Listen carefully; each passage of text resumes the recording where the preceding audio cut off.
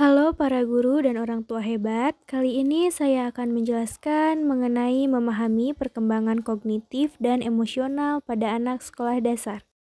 Pernahkah kita bertanya-tanya mengapa anak SD kadang terlihat begitu cerdas, riang, tapi juga mudah tersinggung ataupun menangis hanya karena hal kecil?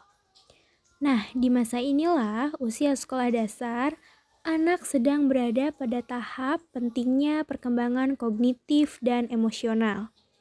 Memahami dua aspek ini bukan hanya tugas guru di sekolah, tapi juga peran orang tua di rumah.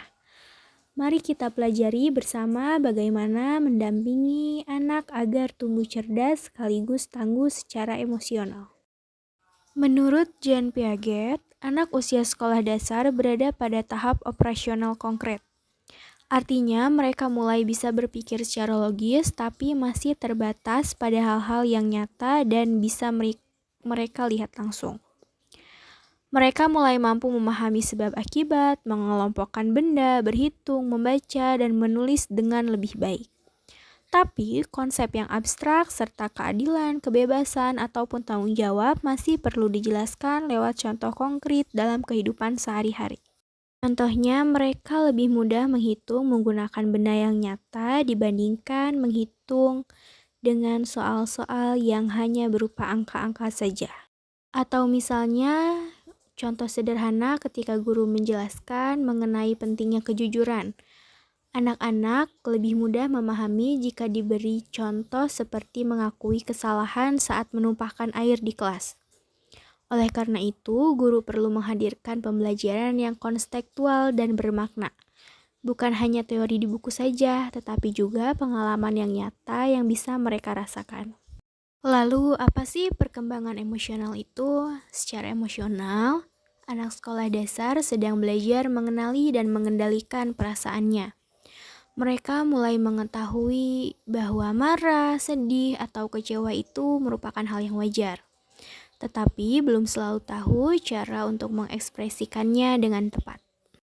Disinilah peran kita sangat penting. Guru dan orang tua perlu membantu anak belajar mengendalikan emosi, menunjukkan empati, dan berhubungan positif dengan orang lain.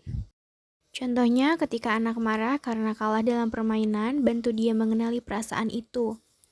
Coba ucapkan, "Kamu kecewa ya? Karena belum menang. Tidak apa-apa, yuk kita coba lagi." Dengan pendekatan seperti ini, anak belajar bahwa emosi bisa dikelola, bukan dilawan ataupun disembunyikan. Menurut psikolog Daniel Goleman, kecerdasan emosional mencakup 5 hal penting, yaitu kesadaran diri, pengendalian diri, motivasi, empati, dan keterampilan sosial. Kelima hal ini tidak lahir begitu saja, tetapi tumbuh melalui pembiasaan dan teladan dari lingkungan sekitar anak. Di sini, guru dan orang tua berperan sangat penting. Guru bisa menciptakan kelas yang aman dan seru, sedangkan orang tua bisa mendukung anak di rumah dengan penuh kasih sayang. Belajar bersama dan meluangkan waktu banyak untuk anak. Ternyata kognitif dan emosional saling berkaitan loh. Anak yang emosinya stabil akan lebih mudah berpikir jernih dan memahami pelajaran. Sebaliknya, anak yang sedang marah, cemas, ataupun takut sulit sekali untuk fokus dan berpikir logis. Jadi, ketika anak tidak konsentrasi di kelas, jangan langsung menilai dia malas ataupun nakal. Bisa jadi, ia sedang mengalami tekanan emosional yang belum bisa ia ungkapkan. Pendekatan yang penuh empati akan membantu anak kembali tenang dan siap belajar dengan pikiran yang terbuka.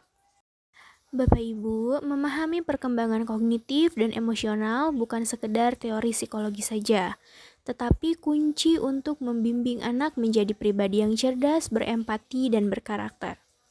Mari kita hadir bukan hanya sekedar sebagai pengajar, tetapi juga sebagai pendengar dan penenang. Karena setiap anak tidak hanya butuh ilmu di kepalanya, tetapi juga butuh kehangatan di hatinya.